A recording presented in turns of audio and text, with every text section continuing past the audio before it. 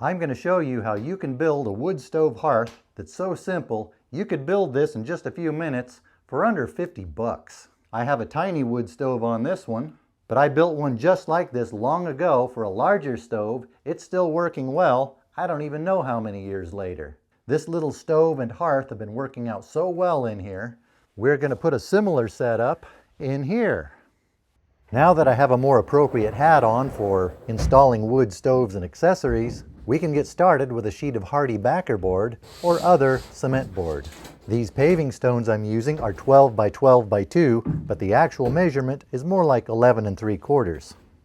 I'm going 4 stones long by 4 stones wide. I'll put 4 stones down so we can see where I need to cut the board. I could use math to figure that out, but who wants to get into that kind of nonsense on such a nice day like today?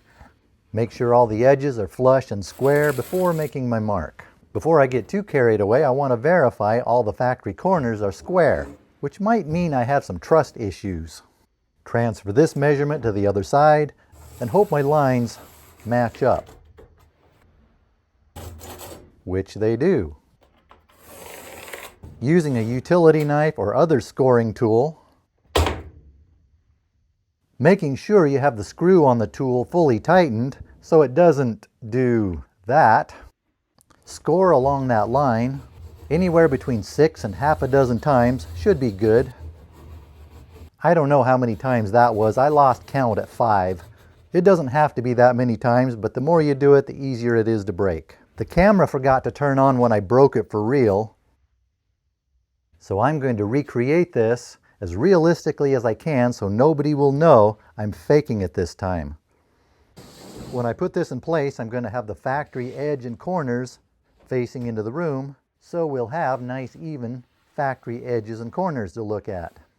Since the sheet is only 3 feet wide, we'll need to use that cutoff piece. We'll take the measurement off the side we just cut, transfer that to the cutoff piece.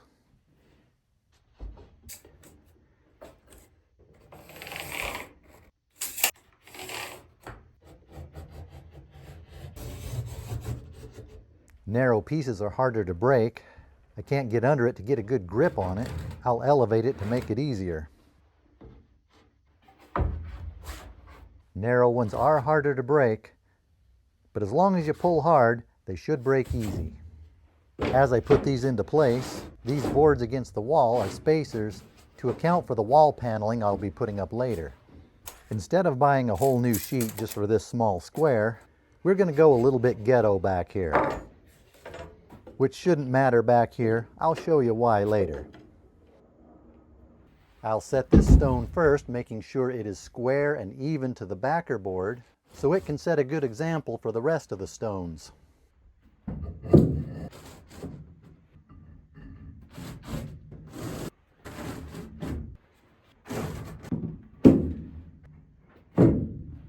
Now we are ready to install a wood stove.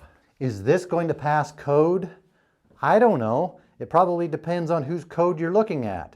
For that, you're going to have to contact your friendly local code people. A potential disadvantage here, you have these places between the stones where dirt and gunk could go down in there, be hard to clean out. But if you were to do it the way normal people do it and put grout between these, that should solve that problem. One of the reasons I'm not doing that is this whole build is an experiment. The way I have all of this built, it's so things can be taken apart, changed around if I want to. If I decide I don't want this, I want something else, or I want to change this, I can take this apart even faster than I put it together. I can use these stones for something else. In the unlikely event a spark makes it down one of these cracks or into one of these holes, that's what the hardy backer board on the bottom is for. Since the door opens on this side, it's very unlikely we would ever have sparks to deal with back in the corner where those 3 ghetto strips are. As long as I don't tell anybody I did that back in the corner, nobody will ever see it, nobody will know it's there. If I really wanted to get fancy, what I would do is find somebody who could cut one of these diagonally, get rid of this corner piece, or take those 2 pieces, put them right here, get rid of all of this. With this stove oriented diagonally, this whole corner isn't really needed.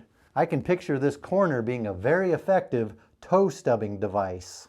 This may not make it to the cover of Sunset magazine, But if you have an off-grid or a cabin, something to build where you just want a low-cost, quick and easy way to get a wood stove going, this has worked for me quite well.